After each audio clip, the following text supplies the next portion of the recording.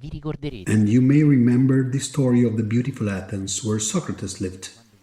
He was an ancient master, not just a philosopher and a thinker. Today we will also see this because I would like to have a talk about physics and bring physics and science back into these meetings. And sometimes we'll go into contemporary science. Other times, like today, I would like to go back to the roots of science. Many philosophers of the past were actually more physicists and mathematicians than true philosophers. But at that time, the word science did not yet exist. Modern science was in fact officially born with Newton and Galileo. Socrates, an ascetic who had heard about this great master, came to him, and it is known that Socrates, somewhat similar to Krishnamurti, wore the finest silks.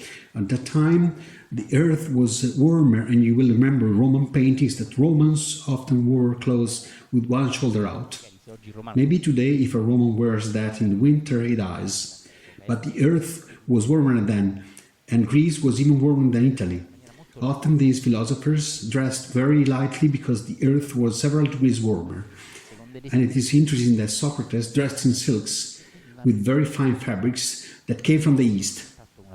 Greece at that time was in contact with Persia, the gateway to the Far East for the Greeks.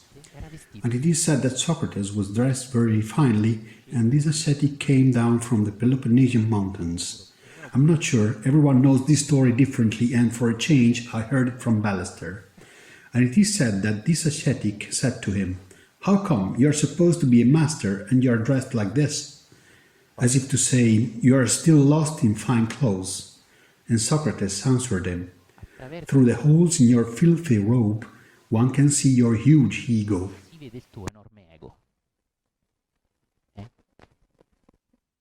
State seguendo? Questa è una storia bellissima e ci dice che per essere ultimi non dovete andare in giro come vestiti bucati. Are you with me? This is a beautiful story that tells us that to be last you don't have to walk around with holes in your clothes, because that is the ego of the ascetic. The ego that says, "Look how last I am, and being last I am more than others. I am more spiritual than others. Are you following me? Do you know this trap?" I believe that ego turns the following beautiful words into a strategy. "Blessed are the last, for they will be first. I have to do this to get this other thing." Se vedi questa trappola, che cosa vuol dire nel cuore più profondo di te, per te? If you see this trap, what does the invitation to be the last mean in your deepest heart? The invitation that you can find in you may be different from the one that PG finds, or that Elisabetta finds, Newton finds, or that another person here finds. But the invitation must be found, because otherwise you may follow the idea you have formed of how to be the last, while perhaps being the last that elevates you is completely something else. Nothing can be said about that, but we can talk about what it's not. It is never something that in the eyes of others makes you look like something more. Not even a more miserable or more ascetic person, like, look at that ascetic, how badly he is dressed, and therefore he must be very spiritual. And that is why Socrates, in that case, as in other cases, is not a philosopher, but a true master. He says, "Through the holes in your shabby, miserable robe, one can see your enormous ego." Considering what we have said, please, all of you, also you following the videos, keep asking yourself now and in the future, what being the last means to you. I say this playfully. In your everyday life, without you apparently doing big things, can you see that a call to be the last is the opposite of the call of the ego? Which always wants to be something more? Per qualcuno, San Francesco, probabilmente quell'essere ultimo è passato attraverso... For someone, like Saint Francis, being the last probably passed through depriving oneself of material goods. For someone else, like the Count of Saint-Germain, being the last came through something else. The Count of Saint-Germain lived in luxurious houses, surrounded by wonderful things. And so did Socrates and Krishnamurti, who by no means lived a poor life outwardly in the eyes of others. What is your call to be the last? For you, only for you, not for everyone else, because remember that what is true for me is not true for her, It cannot be suggested to you. You have to find it out for yourself. It's up to you to find it out, but it can be a very powerful discovery that opens awareness to the beyond. Essere meno. Essendo meno.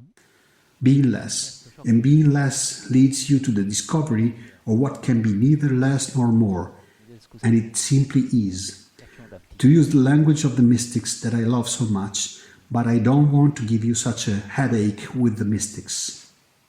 Bene, prima di una semplice meditazione voglio riagganciarmi a quanto dicevamo, e giacché oggi probabilmente... Well, before a simple meditation, I would like to go back to what we were saying. Since next time I would like to talk about the latest Nobel Prize in Physics. 3 very skilled physicists who were awarded a Nobel Prize for a study related to entanglement that I already talked about years ago and which I would like to talk about again in a different way. Let me first introduce these simple topics that will allow us to better understand it. And let us start with this. I am convinced that, as I said before, ancient philosophers were more mathematicians and physicists than philosophers. Socrates said that wonder is the beginning of wisdom. We often try to spark wonder. In fact, our intention is to make you amazed informazioni. and not to give you a lot of information. Is it possible that while philosophy has been dealing with thought, we have forgotten another part of it?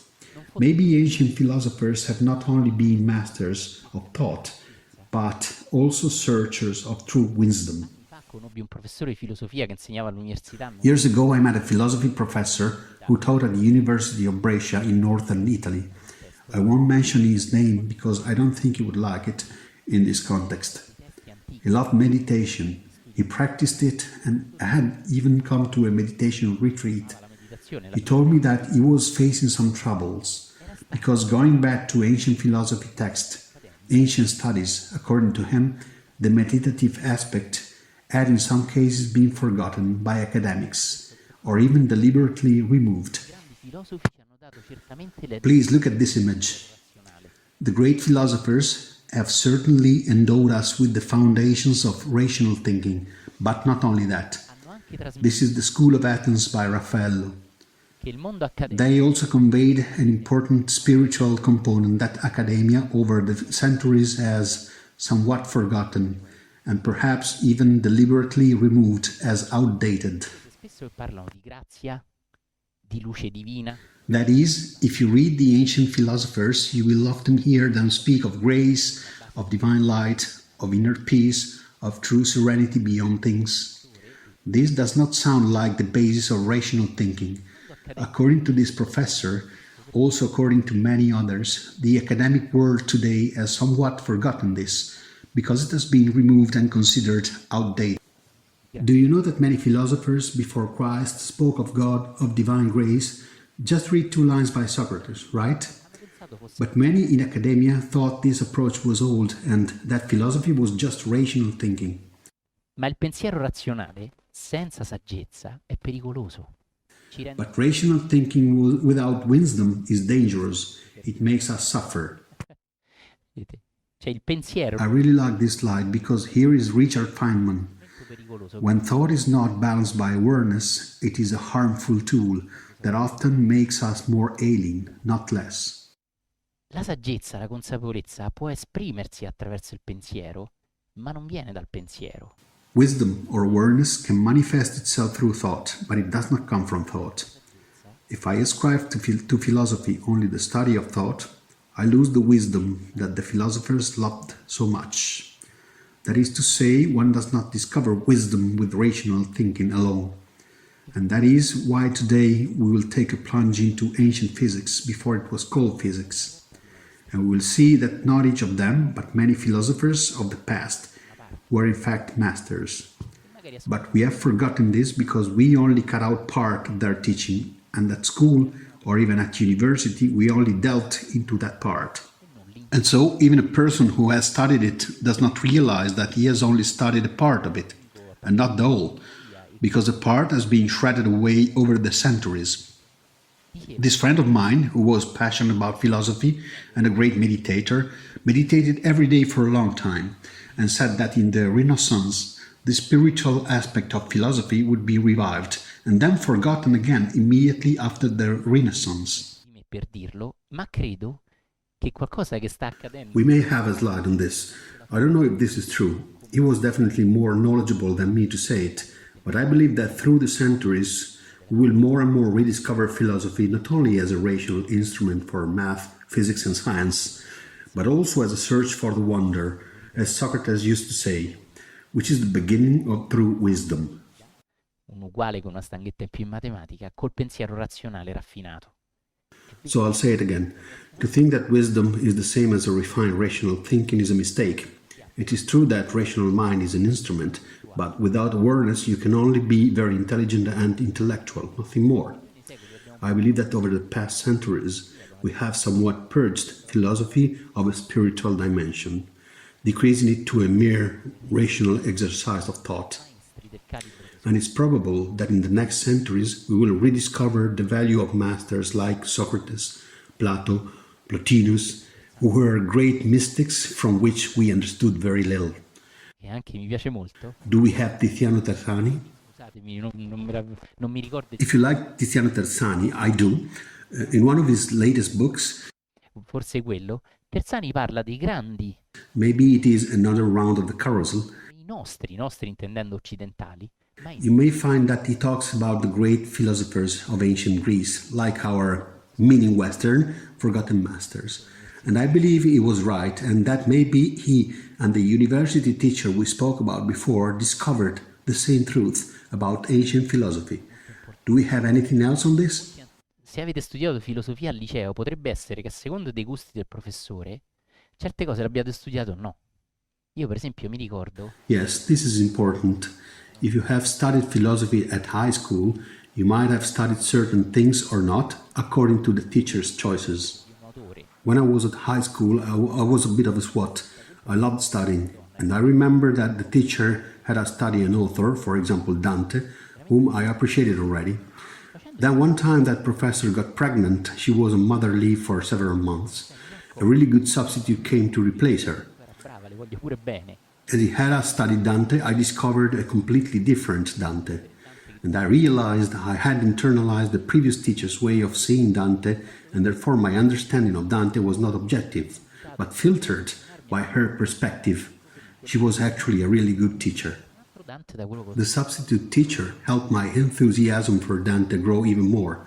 The Dante he was teaching about was a different Dante than the one I used to study before.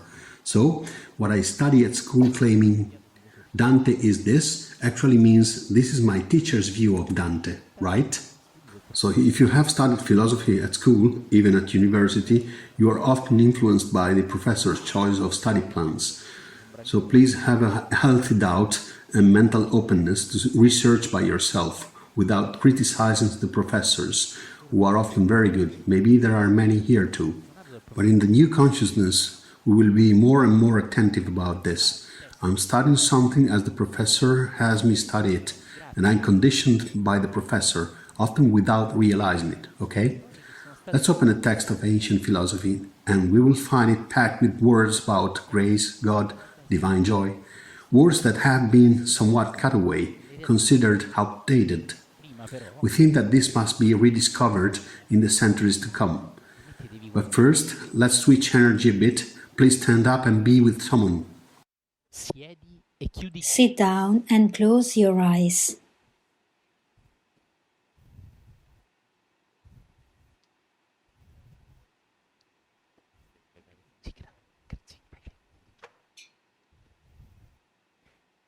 Keep your back straight and close your eyes.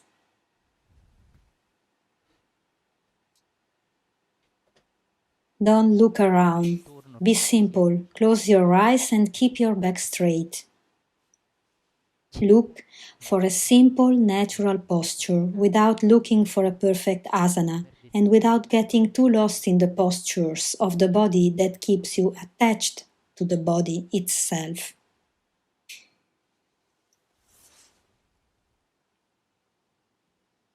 In this space, the presence of many will facilitate your own. The presence of many makes yours easier. and a deep state of stillness and surrender, a trusting surrender to silence, can spontaneously occur.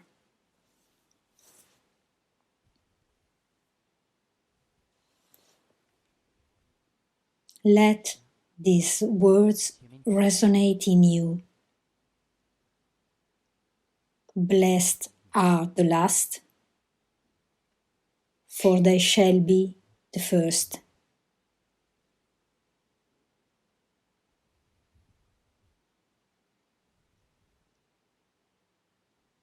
I don't try to be the first in meditation, the best at reaching the deep innermost. Le parole portano These words simply lead to letting go. Rather than wanting to meditate, simply I let go.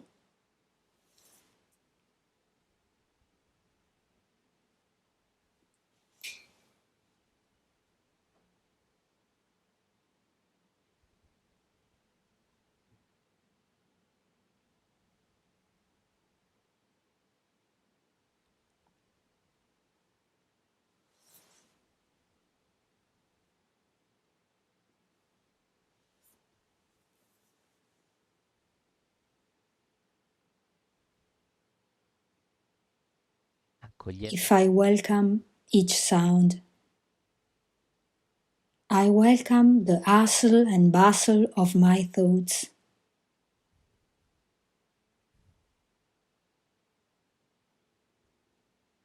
And in that welcoming, it is like sinking into the chair,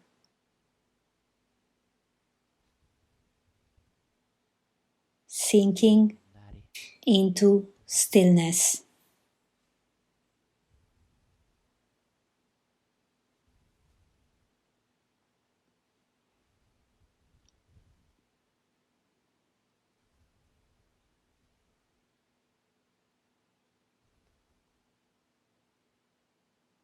Instead of trying to succeed, to excel, even in meditation, I let go. mollo.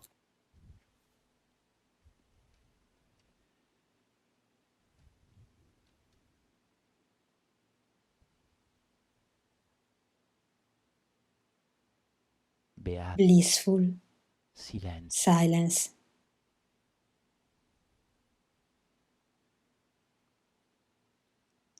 It is not a goal.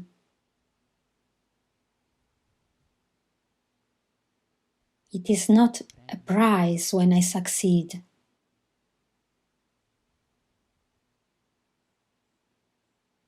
It is not something more.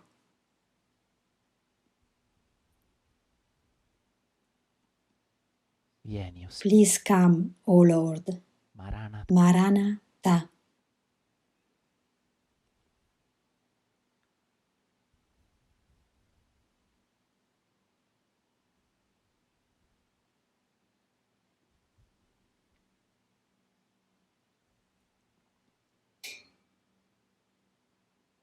Non penso Without getting lost in striving to improve, to be better and better, I let go of this illusion. beato.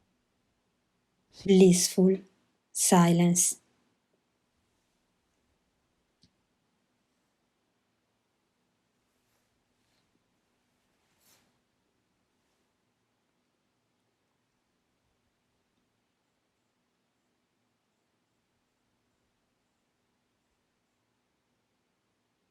The peace of the deep innermost, silenzio del the silence of the God beyond forms, potrebbe essere might be simpler than the mind has always told me.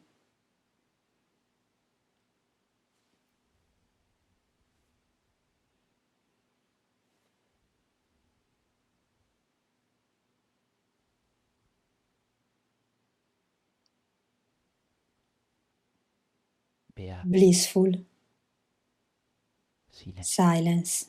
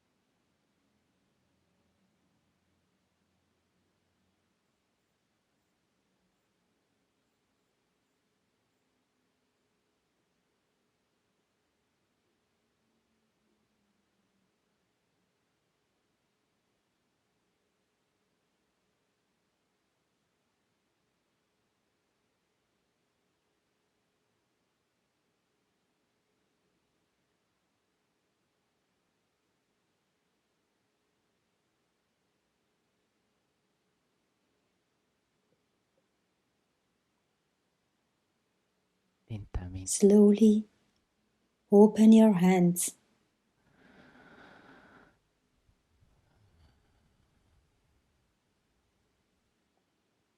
E and in your own way grazie a tutti. thank everything and everybody. Give, expand, send light, peace, and love for each Cosa thing, for all gli esseri. beings.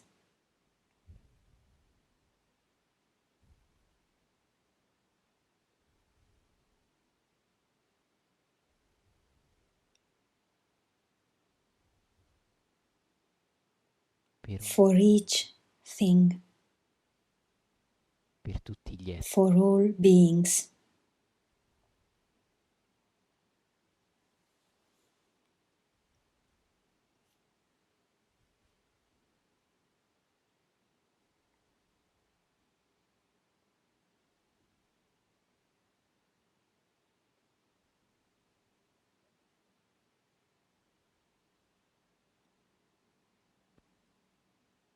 And in your own way, give thanks Grazie. and thank you.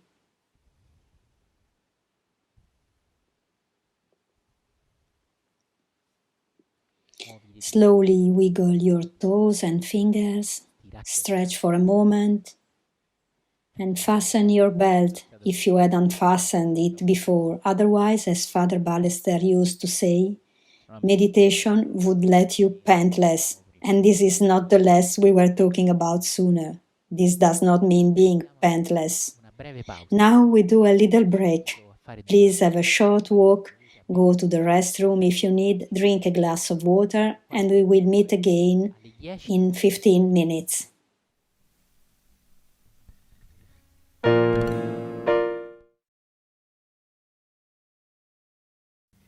Credo che ogni musicista I suppose that each musician or singer perceives through his own art a reflection of another music, isn't it so? I believe each artist perceives it directly within himself, some being more aware, others less aware of it, and then he re-expresses it through his singing, his music, indirectly. And both are beautiful, both the direct and the indirect way. During this last part, that will last only 8 hours, don't worry, we'll delve into ancient philosophers. Jack, the slide. The last about ancient philosophers. Many ancient philosophers spoke about grace, inner joy, and about the life flowing down from above. Were they perhaps serving the awakening of consciousness, even though we didn't see it? We wonder, is it possible that in the upcoming centuries we'll realize how many ancient philosophers, many, not all of them, were teaching something that laid the foundations not only of rational thinking, but also of intuition and openness to something beyond rationality? qualcosa che è oltre la razionalità. Se If this happens, and in my humble opinion it's already happening, their service won't be lost, although not recognized centuries ago, because it's just a matter of time. So if we take time away, then their service will have meaning anyways, andrà comunque a even if we misunderstood them in the past. Tonight we'll speak about one, actually two of them. Next time we'll probably delve into something more fine, into quantum mechanics, if you like to. fa piacere della As a physician, I love it very much.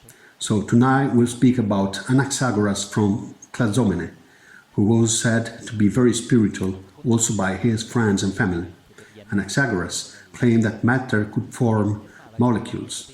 Democritus will start his atomic theory basing his idea on this claim, the claim of his teacher, although many say Democritus wasn't his student. proprio dalle sue idee. I'd love to speak about Anaxagoras, though, not about Democritus, because the former spoke about something that modern physicians have started speaking about again recently. Di cui hanno iniziato a riparlare i fisici moderni, e cioè del Anaxagoras claimed that matter could appear as particles, which were modeled by a consciousness.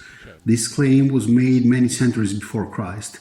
It was shared with people who possibly didn't perceive the greatness of Anaxagoras' intuitions, and he himself probably didn't notice the greatness of his own intuitions. Anassagora aveva e che trasmetteva forse anche Can we see the next image? Take a look at the images, they can help you. This is St. John the Baptist by Leonardo da Vinci. We already spoke about it in a past meeting. Perhaps we'll speak about it in the upcoming Christmas meditation meetings around Italy. Probably Leonardo had heard the anecdote I'm about to tell you about Anaxagoras. Some pronounce this name with different accents, like my philosophy teacher in school. Anaxagoras was said to be born in actual Turkey, so Greece was not his home country. Dall'attuale Turchia. E che quindi Someone asked him if he wasn't homesick, so the following anecdote was told.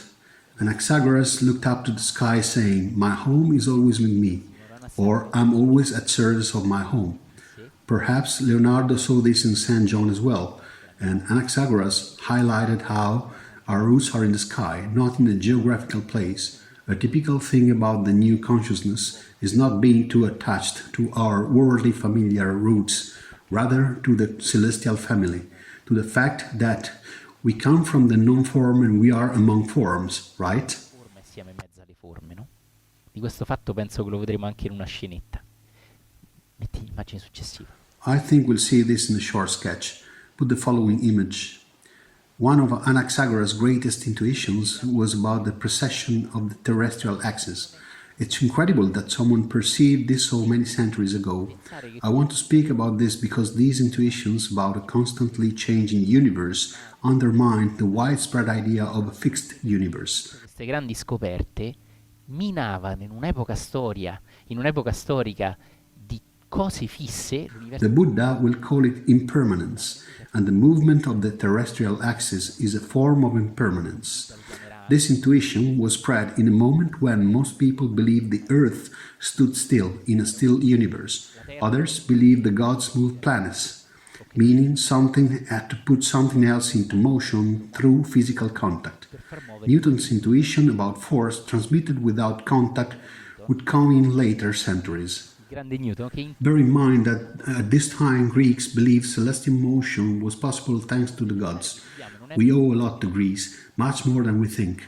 Anyways, they believed that the gods were doing something causing the celestial motions. Gods would move some transparent concentric spheres where stars and planets were fixed. In this way, people saw stars and planets moving. They saw a much starrier sky than we do today because there was no light pollution. They watched all these motions without perceiving that nobody was actually pushing anything. Today, this might sound trivial, yet Anaxagoras was among the first persons perceiving something that in the future we would refer to as physics, or in a broader sense, science. Back then it was called philosophy, yet today we know it's much more about physics and math rather than philosophy. We have a short documentary on this. Please turn off the lights. We'll show you some videos about precession. We'll see some. cicciolina alla fine per ridare energia, ma prima sulla precessione degli... Sì. Ne vedremo diversi. Lunar solar precession is a double conical movement of the Earth's axis due to the gravitational pull of the Sun and Moon on the Earth. The Earth is not a perfect sphere, but is slightly flattened at the equator. Because of the equatorial bulge, the forces of gravitational attraction of the Sun and Moon toward the Earth tend to straighten the Earth's rotation axis to make the equatorial plane meet the ecliptic plane. The Earth, on the other hand, tends to maintain a constant tilt of its axis in its rotation. The combination of all these forces produces a circular double conical motion of the Earth's axis with small undulations due to the action of the Moon. It is referred to as millennial motion because it takes about 26,000 years to complete one full revolution. Concludere un giro completo impiega circa 26.000 anni. Please switch on the light. Think about this fact. We are speaking about something that needs 26,000 years to make an entire revolution. An ancient Greek philosopher, without experiments, without satellites, without telescopes, could perceive such a profound thing. I repeat, this isn't something to be seen instantly or rapidly. If you look attentively at the night sky from a cliff, I think about Sardinia and Sicily, or from anywhere with little light pollution, you'll see how the sky is not still as it seems at a first glance. avete poca luce, potete vedere che il cielo non è fermo come sembra prima. Something that happens in 26,000 years. A Greek philosopher could perceive it with no single experimental data. Why do we talk about it? Because his intuitions led him to death. Actually, Anaxagoras committed suicide. See how peculiar it is. I believe it's interesting to see this thing as a side of ourselves, hoping that this side won't commit suicide. Let's put it this way. Let's see the next slide. I think that's the one. Yes, the idea is enough. Quella... Sì, sì, perché questo anche basta l'idea. Scusate, il bello della diretta è anche un po'... I apologize. The marvels of live meetings and of Jack's arms in plaster too. Why do I like speaking about Anaxagoras? He got in trouble because he started clashing with the widespread ideas about God. We believe only Christians are ostentatiously pious, but before them those ostentatiously pious souls incarnated into other bodies. They were not Christians, yet Anaxagoras had the brilliant idea of claiming, hey, the sun is not God, written with small g willingly, as we believe God is not something, neither the sun nor someone with the beard, nor a divine law. It is neither someone nor something. It is beyond any form, as all great masters have taught. Today we are more ready to see how God is not something, is not someone. Thus, I'm not for a soccer team or another. My religion is not better than yours. So Anaxagoras got into trouble for his theories, even though he lived in a civilization far more open-minded than other communities of the same era. I remind you that at that time the Greek culture was very broad-minded in many respects. For example, homosexuality was tolerated and the idea that everyone can have their own opinion already existed. In some island there was democracy, although not in the whole Greece. There was in general an extensive mental openness. Thus, we could say that the Greek was one of the most evolved civilizations, if not the most evolved at that time, perhaps one of the most advanced because there was also India. Before the Greeks, the civilization of India was very advanced, perhaps even more than we can imagine. And there was the civilization of ancient Egypt as well. However, when Anaxagoras claimed that God is not the sun, he made an astonishing statement. Today, we could call it scientific. He argued that the sun is merely a fireball in the sky, and for this very statement he was taken to trial. If he lost the trial, he would have had to pay with his own life, and many died excruciating deaths. So let's think about how courageous he was. In my opinion, these great beings of the past were in the service of awakening. But how? Because they contributed to deconditioning us from the false idea of God, which prevented us from discovering the true God. To put it in Meister Eckert's words, in order to discover the true God, here Father Ballester would write the word God with a capital G, you must give up the false God you created for yourself. The second one I would write with a small g. So following this idea of the great enlightened middle-age mystic, I like to think that Anaxagoras really helped us free ourselves from such a false God. But why is this fact so remarkable? Because Anaxagoras was a profoundly spiritual being. He argued that matter can take the form of small particles. Today we could argue that these were the first rudimentary ideas of atomic physics. And this process happens inside a consciousness about which Anaxagoras said little, but which he said was beyond the form themselves. This is a very powerful intuition, and for this theory Anaxagoras was simply taken to trial. The trial ended up well, as we shall see later in a brief sketch, but imagine, he got utterly discouraged because perhaps he had some expectations. Maybe sometimes people who experience great intuitions may have some expectations. Maybe you or we have to. So Anaxagoras was hurt because he basically felt betrayed by the same people he was teaching to out of love. This story is very sad because he then committed suicide. Maybe he wasn't a Buddha, because maybe one like Buddha would not commit suicide, but I like to think that his contribution will be largely rediscovered today. Vi dirò che vedo in Anassagora un Galileo Galilei che fu inquisito dalla Chiesa e che anche vedremo con calma. Later we will make a connection between Anaxagoras, Galileo Galilei, who was investigated by the Roman Inquisition, and our age. But first we have a short documentary and a sketch played by Jack and Tesla. Backstage, the preparation is far more complex than you imagine, and I thank everyone from the bottom of my heart. Watch now this short video. Grande di quello che vi sembra dietro le quinte, veramente ringrazio tutti di cuore. Guardate questo breve video, Peppe, grazie.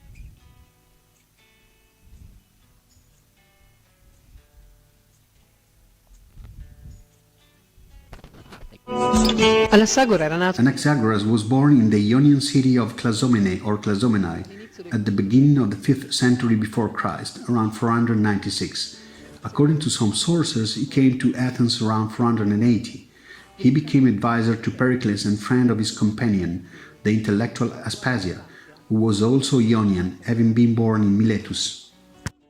With Anaxagoras, philosophy, which was born in the free and rich polis of Ionia, then spread in the capital of Attica, which was experiencing the age of its maximum splendor at that time. The 5th century before Christ was the age of Socrates and the sophists, of Aeschylus, Sophocles, Euripides. Anaxagoras helped to propagate in Athens a scientific mentality, critical of myths and traditional values, and open to the empirical and technical knowledge representative of the urban demos. He therefore became part of the movement of secularization of the mentality fostered by the sophists, as we shall see.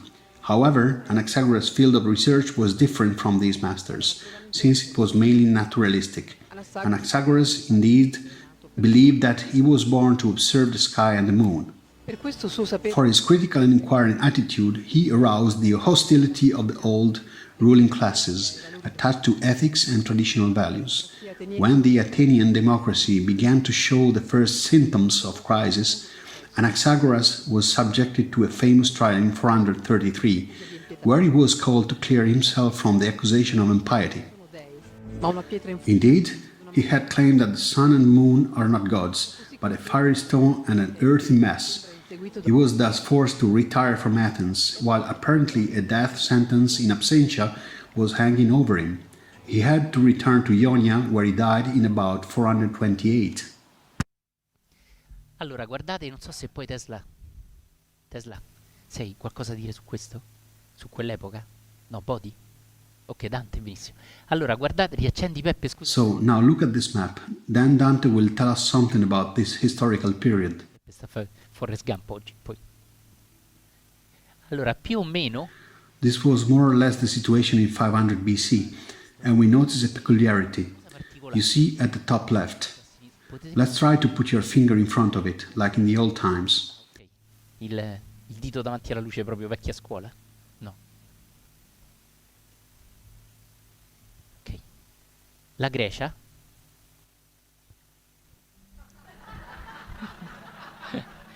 Move your finger a little closer, so that you are more defined. Okay. Now move it away a bit. I want to clarify that it is the index finger, the one with which Anaxagoras pointed. È il dito con cui Anassagora indicava, ok. Grazie. Vedete la Grecia? Look at Greece up there, next to Italy. Greece was facing a horrible situation because, you see, the green color was the Persian Empire. Avete visto il film 300? If you remember from history, or you have seen the movie 300, Rise of an Empire, you will remember the Persian king Xerxes, who was feared and dreadful because he slew all his conquered enemies. The king had reached the gates of Athens, the core of Greece. Therefore, while in Greece a broad-minded culture flourished, many politicians in Athens thought that any arrangement was foolish and pointless if it did not serve the war against the Persians. In such a background, a very elevated human being stands up and utters, "Look, God is not the sun," but at the same time he affirms the existence of a widespread consciousness everywhere. His theory was even considered anti-religious, but from my point of view it is religious. Indeed, I believe that science is at the service of true spirituality, and it will be increasingly contributing to our liberation from the false idea of God. At the beginning, God was pictured as moving the planets with his hands and the angels. Later, God became a punisher and a chastiser, one who sends you to hell if you are a Christian and makes you reincarnate in a poop if you are a Buddhist. This is not quite the idea of loving a God, but of a God to be feared. It is curious that many scientists, even some brilliant scientists, claim to be laymen. Here I name a scientist whom I love very much, Stephen Hawking. I believe he should have been awarded the Nobel Prize for his extraordinary studies on black holes.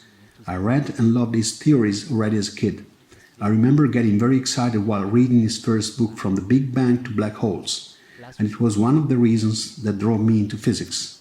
Stephen Hawking always defined himself as a layman, but in my opinion his way of dealing with physics is the way he prays. It is his way of approaching the great mystery, which he probes through physics, while others explore through meditation or prayer. It is peculiar that even those who openly claim they are against God, in my opinion, are simply against the false idea of God. In reality, their way of being against God is sometimes mysteriously at God's service.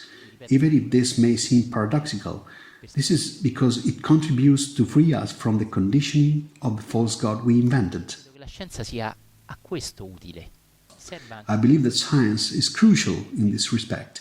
One of the reasons why I studied physics is that I believe that it can free us from the conditioning of the old creeds.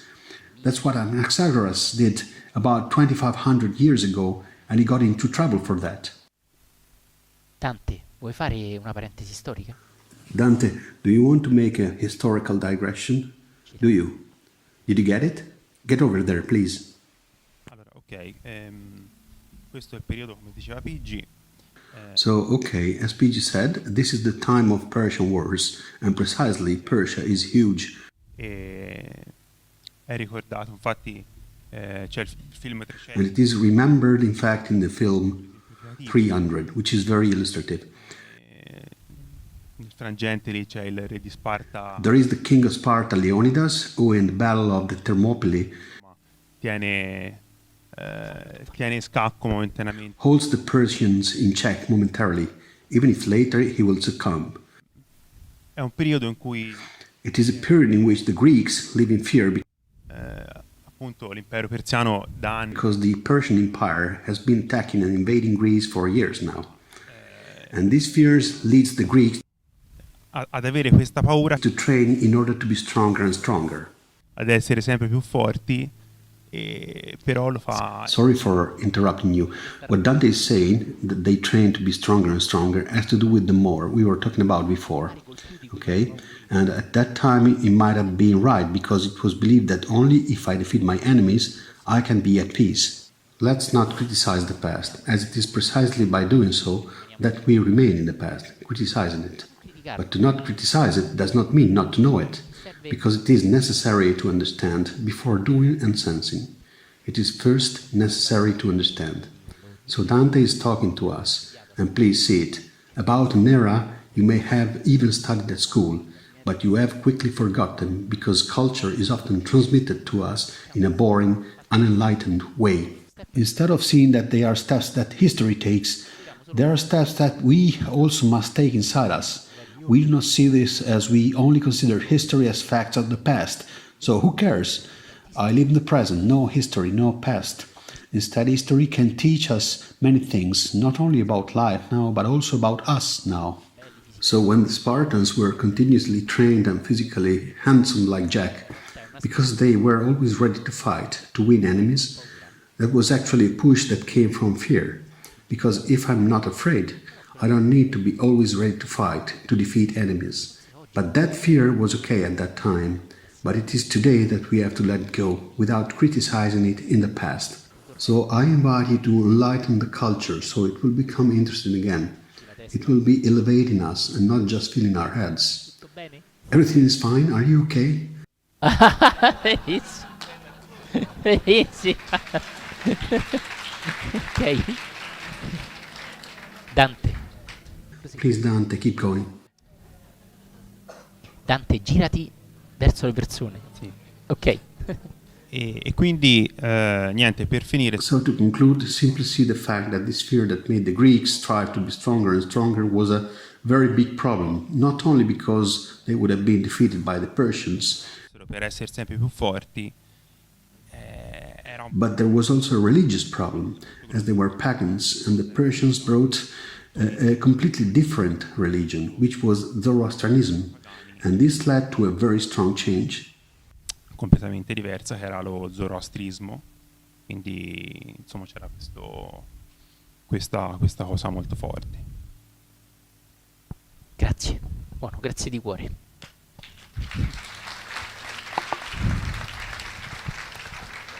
Allora, Thank you so much. Let's prepare the sketch now. I would like to point out two things that Dante told us in this historical digression. storica che credo All right? You really let go in a physical way. nel senso proprio I would like to point out that in some ways that historical era is similar to ours. quest'epoca è simile alla nostra. If you're strong, there will always be someone stronger than you. If you feel smarter than others because you are good at something, there will always be someone better than you. Ci sarà sempre And this, instead of generating peace in you, it will give you constant anxiety. darà una continua ansia. Ok? Se tu sei identificato If you are identified with the fact that you're strong, you're fine. You will never feel really well because there will always be someone stronger than you. I remember an American boxer from the 50s or the 60s, whose name I cannot remember, talking about his anxiety. This boxer used to say jokingly, but it was actually true, if I'm now the strongest in the world, when does the one who's going to beat me arrive? And it will come. It will definitely come. So I would like to point out that as long as our identity is based on something in which we are strong, we can only be afraid, because there will always be someone stronger than us. And if you are the strongest now, soon someone stronger than us will come. siamo i più forti. If you live it playfully, you can also take it lightly. You are the strongest at tennis perhaps in the neighborhood or perhaps in the world, but you can be sure that Magari del mondo, someone ma stai who's sicuro? going to beat you will arrive soon, even in the sport world. Ma a livello But on an inner level, this is more dangerous because if we do not recognize that our identity is based on being more and more, and there will always be anxiety that someone will be more than us. Someone will come and dethrone us from our importance. Now, look at this sketch. guardate questa scenetta. Ci sono oh, Please go on stage. I think it's better. sia meglio. Jack and Tesla now play the Anaxagoras and Pericles sketch. Fanno una scenetta di Anassagora e Jack chi? Pericle! Benissimo, Pericle.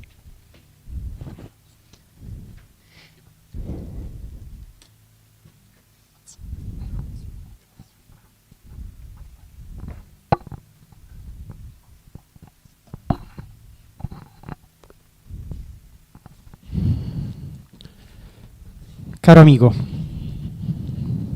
Dear friend, I come to you with a little concern. I can't hide it. lo nascondo.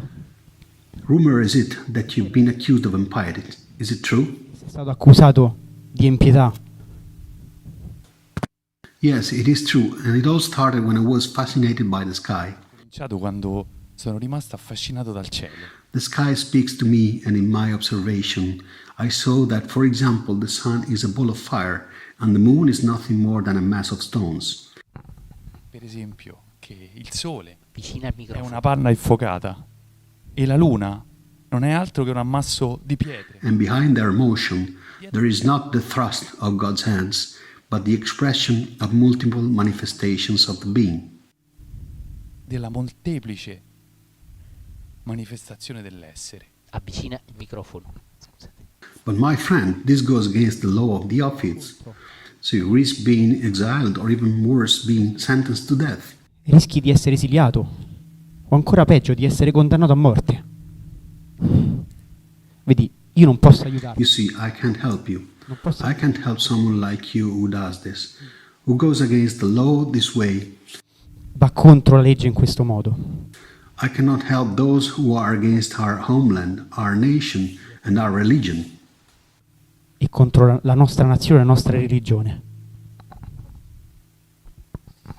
Ma vedi, But you see, I don't respect the law, and I don't feel far from our homeland indeed. la legge e non mi sento lontano dalla nostra patria. Anzi, oltre a essere In addition to observing the laws of heaven, I feel my true belonging to the homeland of heaven, which is ours. la patria del cielo, che è la nostra.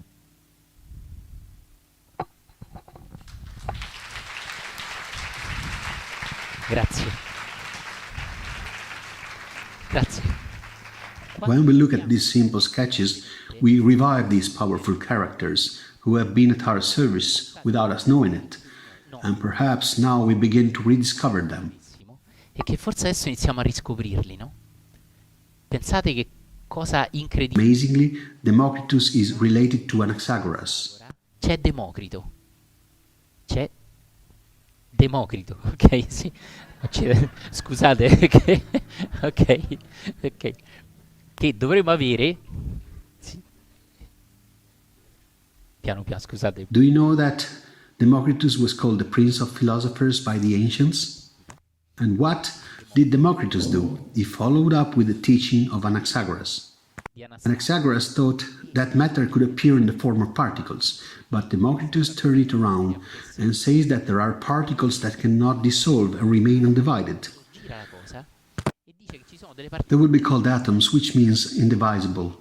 It is curious that today physics has seen that they are divisible instead, and we can enter the nucleus, muons, quarks, which I would like to talk about in other meetings. Eccetera, di cui anche vorrei parlare in altri incontri. But for many, Democritus demystifies the teachings of Anaxagoras because he removes the strange considerations that Anaxagoras made about consciousness.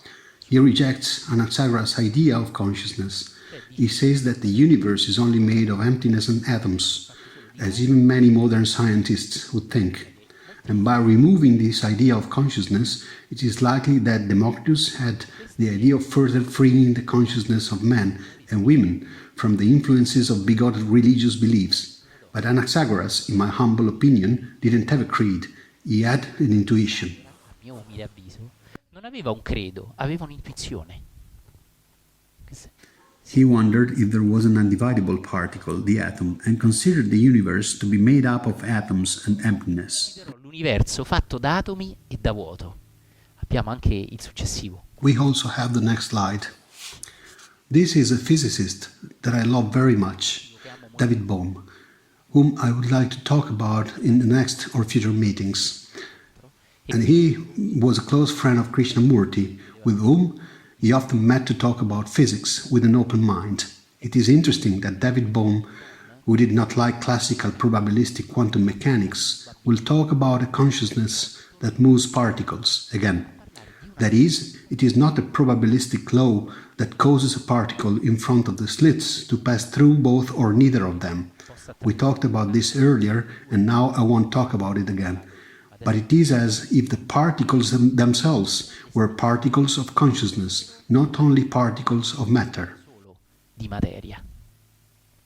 E questa idea, And this idea of David Bohm, I don't know if Bohm knew about it, but I think so, because he was an all-round scholar and he also loved Greek philosophy, is related to what Anaxagoras intuitively taught 2500 years earlier, without all the experimental data that David Bohm had at his disposal. And Anaxagoras, for this reason, was not killed, but killed himself, because he fell into a very serious depression. si depresse, scusate, cadde in una depressione gravissima, no? Ebbene, Before leaving you, I would like this powerful and important idea to run wild inside you, since in this we see something very important nowadays. molto importante. Do we have Galileo's video? Abbiamo il video di Galileo? Ok. Peppe, per favore, spegni, o Legolas, spegni la luce. Be patient, we still have a few minutes left. Pazienza, vi teniamo ancora pochi minuti.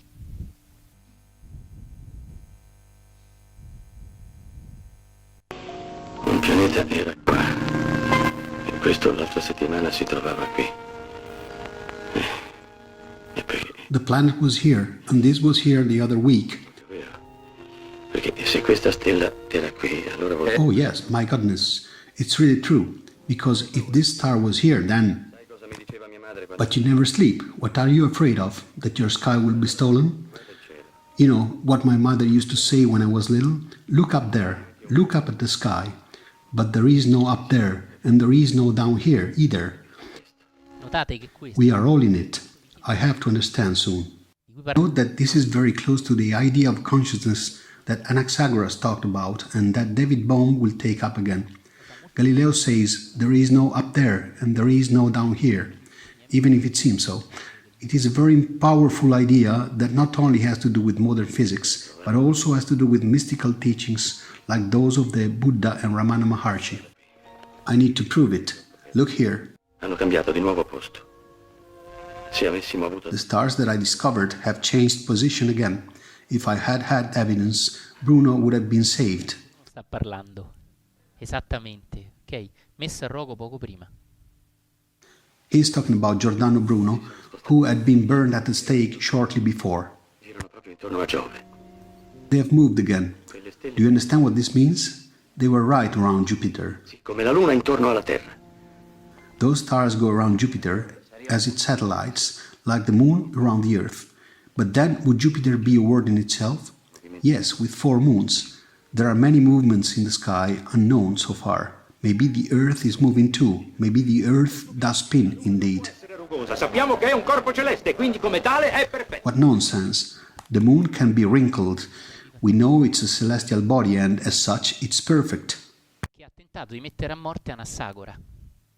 Non erano cristiani prima. Ora, in questo capitolo di vita, sono cristiani. Friends, this is the bigotry that attempted to put Anaxagoras to death. They weren't Christians before.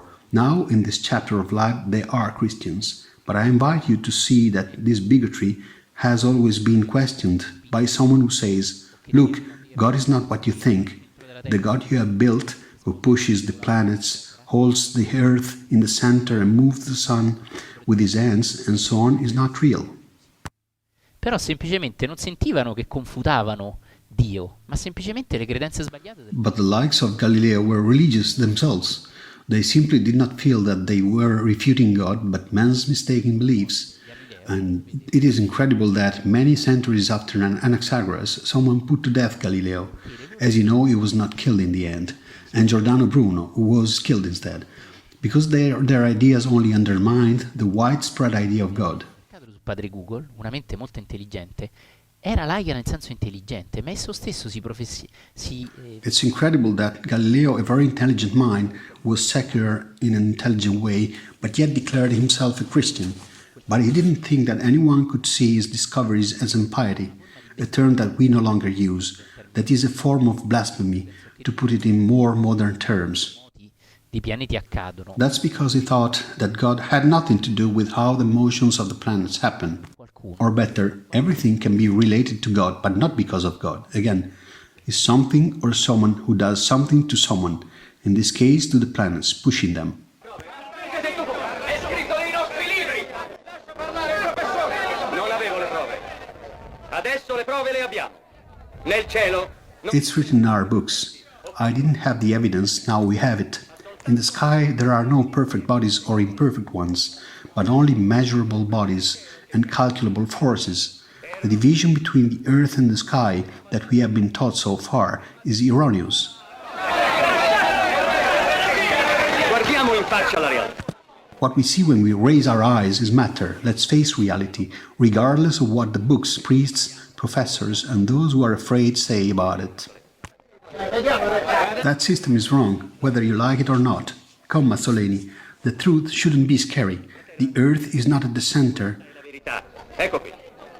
Qui c'è la terra e si muove. Si muove. That is the truth. Here it is. Here is the earth and it moves around the sun. Noi abbiamo conservato fino ad oggi Heresy, blasphemy. e ha servito al potere. So far, we have preserved a science that is slave to power. They invented the sky for us, as they wanted, full of little angels, thrones, cherubims, seraphims. But in this way, you drive God out of heaven. Where do you put God in your system? What it has always been, inside us. Ma quale Dio? Diceva, Dio c'è, ma non ha niente a che fare con quegli angioletti. Do you get what Galileo said? He didn't say which God. He said, God exists, but it has nothing to do with those little angels who move the planets. Guys, this is new consciousness. 500 years ago, 450 years ago. God who no longer has a form. Today, if we review the history of philosophy and science, we'll see the struggle of human consciousness distances itself from beliefs about the truth that do not allow consciousness to realize the truth. Where there are neither angels, nor saints, nor dead souls.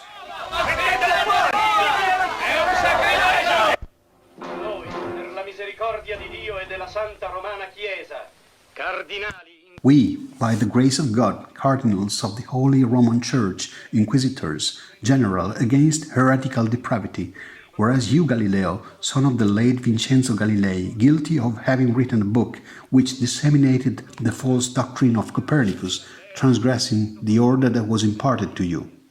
We pronounce, judge, and declare that you, the said Galileo, have rendered yourself vehemently suspected of heresy, but from this accusation we say that you can be absolved, provided that first, with a sincere heart and unfeigned faith, in our presence you abjure, curse, and detest the said errors and heresies in the form now shown to you, that your pernicious error may not go unpunished, and that it may be a warning to others to abstain from delinquencies of this sort, we decree that the book of the Dialogues of Galileo be prohibited. And we condemn you to the formal prison for a period determinable at our pleasure and by way of salutary penances, reserving to ourselves the power of moderating or commuting the said punishment and penance. Se ti vogliamo mettere a rogo lo facciamo, ok? Which means that if we want to send you to the stake, we do it. Now I only ask you to bear with me for a few more minutes. Switch on the light, please. And do we have another slide, Jack? Okay. Be ready with the last video about Einstein. Democrito stupì talmente tanto che ci si chiese se Democrito... The description of the sky given by Democritus astonished so much that people wondered if Democritus, in his travels, because he did very characteristic academic trips, reached those who, in another context, in few months, we are going to commemorate on the 6th of January, that is, the Magi, who in ancient times were initiates/scientists. Oftentimes they had a deep knowledge about the epochal science, but without separating them from spiritual teachings, with an open mind, not with a church creed. A first look that we want to give today, and that we'll resume in the next meeting, is to the Magi, who have been translated as sort of, the channels that Newton watches at night time. The ones that if you pay a certain amount of money may solve your problems. I don't know, something like old magic school. While originally the Magi were fully conversant with science, today we speak about the guiding star, although it appears that the Magi had knowledge about the sky that no one else had, knowledge that today we would call scientific, and it even seems that they had the first lenses which they used to observe the sky with. Now we know that it was officially Galileo, the one who first pointed a telescope that already existed but for war reason, to see the enemies or to see the young ladies behind the curtain. I don't know, anyway, he aimed it toward the sky. Well, this could be untrue. And it seems that some archaeologists have found that ancient Egyptians had the first lenses which they used to look at the sky with, before Democritus. I remind you that we are talking about 2500 years ago. If this is true, I invite you to search it, because today we have Father Google, that is full of nonsense but also full of wonderful things. Democritus in the West would be an heir of a knowledge that blended the scientific knowledge of that time with the spiritual one, without dividing them. It's a very odd thing that I believe we'll see happening in the forthcoming years or in the next centuries, a return to the holistic vision in the good sense of the word, and not in a foolish and a bit superficial approach like it's seen today, that makes us strip off whatever concept about God and truth. When we start sensing that God, as the great masters has always taught, hasn't got any form and is behind any of it, and that forms are subjected to scientific laws, but this doesn't deny that there is something behind them. In this way, we'll find once again the harmonic fusion between science that studies the physical forms from which stems the word physics. There are other sciences, but personally I particularly love physics, and the one that deals with what is behind the forms, the consciousness, the self-analysis, the meditation, the true prayer. Is it possible that this is already happening? And by seeing it, we empower it in the world simply with our inner clicks about it. Before greeting you, we want to show you another video. We saw the bigotry before Christianity. We often think that the holier than you, the baddie, were only in Christianity. I remind you that in Christianity there have been marvelous peaks. Giordano Bruno was himself a monk, Father Ballester, who I cannot fail to mention, Anthony de Mello, St. Francis, who didn't ever fight to leave the church, Meister Eckhart. We could name a bunch of them. Nowadays, instead, we see another incarnation of bigotry, and it's a dangerous one because it's a scientific bigotry. We just went through bigotry before Christianity, in the ancient Greece. God is like that. And when Anaxagoras says that the sun is a burning ball having the first wonderful intuitions, they just want him dead. Then we have seen Christian bigotry, as in the case of Galileo, but we could see it in many other things. And now, lastly, let's see another form of bigotry, which, in my opinion, every science enthusiast or any scientist should be careful of. This is the latest bigotry, this time carried out not by religious people, but by scientists. Scusate, faccio un'introduzione. Questo signore in piedi è un attore, ma rappresenta Eddington, colui che diede prime basi sperimentali alla relatività. Pardon me, I make an introduction. This gentleman standing here is an actor. He plays Eddington, the one who gave the first foundations to Einstein's relativity. Therefore, he proved that planets warped light and that gravity could warp light. He was the first to prove it in an eclipse. He practically proved that in a straight line we couldn't see stars. We could see them just because the bright rays curve around the planets. With a marvelously elegant theory that echoes the Brian Greene's one regarding the elegant universe, in which Einstein proves that gravity is a warping in the fabric of space-time. So this man made Einstein famous, in a way. He made Einstein a scientist instead of being a mad guy with crazy ideas. He made him one of the greatest scientists ever existed. Jack, rewind, restart it. Credo che molti di noi siano stati vittima delle richieste di Sir Oliver. I was given much time to get prepared, but I believe that many of us have been victims of Sir Oliver's demands. Albert Einstein doesn't care much about formalities and scientific presentations. Even his mathematical symbols are his own inventions. It could almost be a foreign language. I haven't been able to decipher them.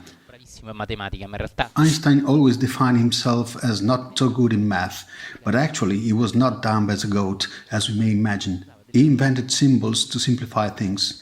Another one who invented things was Dante, who used words that nowadays are well known, but he invented them. I really like to have you notice this. Both of them are creative men, and Einstein was belittled because he didn't use a non-academic mathematical language. And these gentlemen here laugh at him and say, "Oh, Einstein, what a fool." They are holier-than-thou professors, scientists, convinced that Einstein was wrong. Do you know why? Because he wasn't a professor like them. He didn't belong to the scientific caste, but he was a humble employee in a patent office. He theorizes that time has different speeds in the universe, based on how fast one moves. The more you move fast, the more time slows down. Isn't time the same everywhere? So he says, yes, time is not shared. It's not a sum. What references does he have? No one, but acknowledgements? Known. Is he proposing a way to prove his theory? No, but that's the point. And what's the point in theories if they can't be proved? What does he say about gravity? Nothing. Keeps it all together. What determines the motion of the planets? What makes the universe as a whole? Well, gravity. Newton's laws are a map for everything. So this Einstein, in other words, hasn't got anything to say about the real world. Eddington? Exactly, it's not real. Were they satisfied? Was that your intention?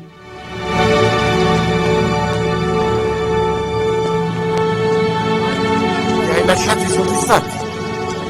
Era questa la tua intenzione?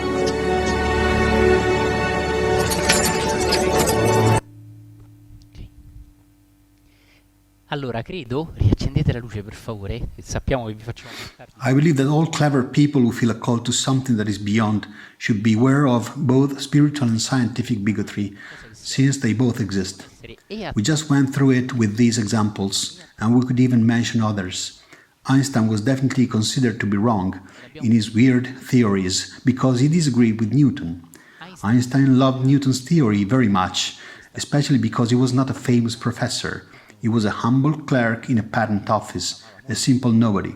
Therefore, those scientists from a past era like Anaxagoras or Galileo who helped consciousness awakening later will just have consciousness tighten up to another conditioning. O Galileo hanno aiutato la coscienza a svegliarsi, più avanti aiuteranno invece la coscienza a imbrigliarsi in un altro condizionamento. Ok?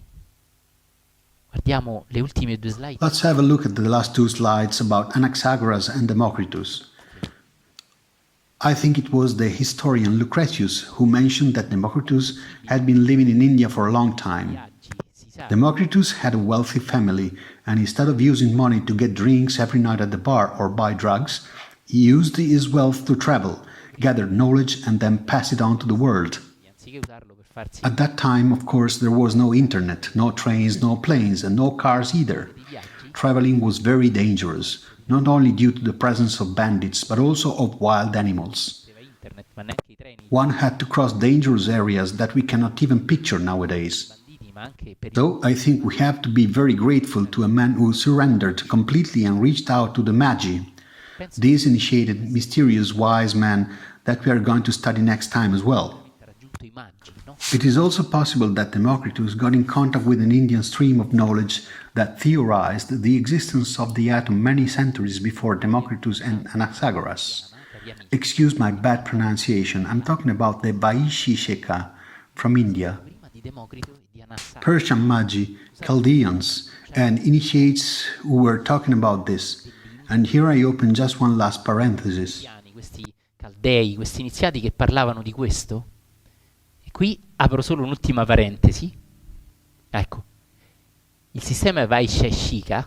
The Vaisheshika system is by some historians dated back 6-7 centuries before Christ, much earlier than Democritus, but for others is even earlier, and can be dated back to ancient Egyptian and Chaldean knowledge. So it could be even 1,000 years old. Look it up for yourself. It's very interesting, and you may find both silly and interesting things. What I really like and attracts me is this Indian system that called atoms Anu way beforehand. It was also talking about a consciousness that is beyond any atom. However, if everything is made of atoms, a consciousness that is beyond atoms is simply the non-form. Che è oltre qualsiasi atomo. E se tutto è fatto di atomi, una coscienza che è oltre qualsiasi cosa fatta di atomi è semplicemente la So this system on one side evokes Anaxagoras, who talked about consciousness, and on the other side evokes Democritus, who talked about atoms, summing them up. I think we have another slide. This is very interesting. We will talk about it next time. Anyway, this introduction can be helpful if you watch this video again online or internalize it or do some search by yourself.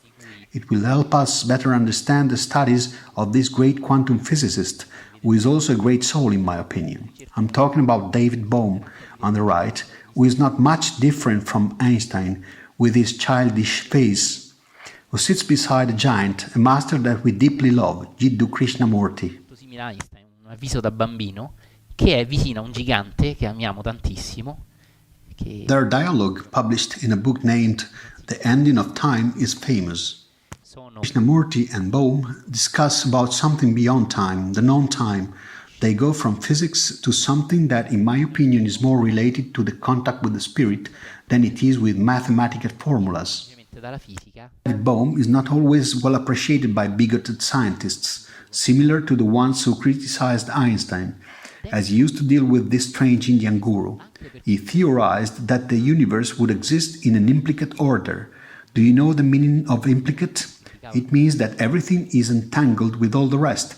Everything is interconnected through a consciousness that is beyond any atom and form and pervades everything.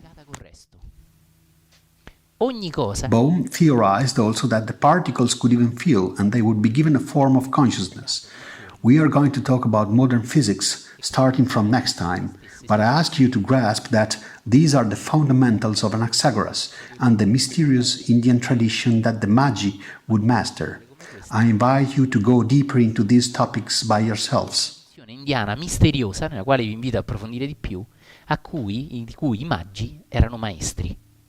I wonder if this bigotry towards Anaxagoras that put him to death, and towards Galileo Galilei that also put him to death, but he, abjuring with intelligence and elasticity, in the end was not executed. I wonder, since this bigotry also exists in science, can I see it in me as some sides of me? That is, rigid sides of me which spiritually, scientifically and rationally tend to build rigid frames through which I interpret reality. Frames that do not allow me to see reality and be amazed by reality itself. Remember that Socrates said that wonder is the beginning of wisdom, and so the frames that keep me only in my intellect do not allow inner wisdom to bloom in me.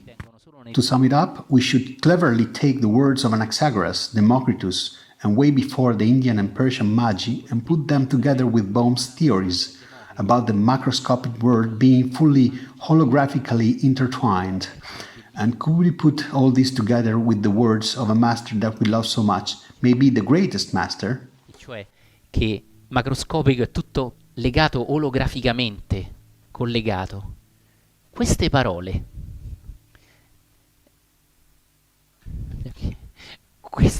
di un maestro che amiamo molto are not two sparrows sold for a penny. You know, in Jesus' time, sparrows were eaten by poor people. I'm sorry for vegans. I had been a vegan for many years and so I respect that. Sparrows were caught in nets and they were not only food for poor people, but also something that was given instead of coins. I passeri si prendevano con delle reti, con delle trappole, anche molto tristi, no? E quindi il passero non è... That is, you could pay for something with sparrows, poor beings, often already dead, already killed. Sparrows were used to give a little money. Instead of giving a coin, I would give maybe 2 sparrows. It seems that sparrows did not have this name, but a different one. It's not important anyway. Sparrows were regarded as the poorest, most miserable thing. However, we consider them a wonderful thing, and we hope to see them on the trees and in the sky and hear their singing. Well, Jesus says, yet not even one of them falls to the ground apart from your Father's will. Fear not, therefore you are of more value than many sparrows. I want to see just a couple of things in these words, which are much more than words to me and touch me deeply. First of all, in Jesus' teaching, there has always been an invitation to discover the great value that is already within us and that we think we must reach, but it's actually already there. You are not of more value than sparrows, if even sparrows are in God's will, and not even 2 sparrows fall to the ground apart from our Father's will. Now we can possibly replace the words God's will with the words cosmic consciousness. What if not even the smallest things, like the fall of 2 sparrows, happened outside a consciousness that permeates everything and moves everything and does not need hands to move planets and does not need to be in the sky or be God or the sun and does not need to have a form but permeates and moves every form? Is it possible that we open up this so-called quantum field? As a humble physicist, I disagree because the quantum field is interesting but it's still something. However, I think the quantum field, which we are going to talk about soon, can help us realize more of what is even beyond the quantum field. Is it possible that Jesus, by saying Father and God's will, means something that has nothing to do with religious bigotry, but it's actually related to the consciousness that Anaxagoras, Democritus and the Indian Magi were talking about? Is it possible that these knowledgeable, wise Indian men realized this and Jesus conveyed it in much simpler words? Is it possible that we are now much more ready to rediscover the essence of philosophy, science and the spiritual dimension and see that everything converges to the same truth? In other words, the discovery of who we really are beyond any atom and form. Cari amici, vi ringrazio di cuore. Dear friends, I thank you all across my heart. And I thank all the people helping, Jack, Davide, Steve Newton, Tesla and the singers. Sorry for not having you sing. We remind you that these meetings' target is to help us get amazed again. This wonder is, in a way, getting in touch again with the real wisdom and not being filled up with spiritual and scientific theories. Thanks for being here. We love you so much and see you soon. Arrivederci a tutti.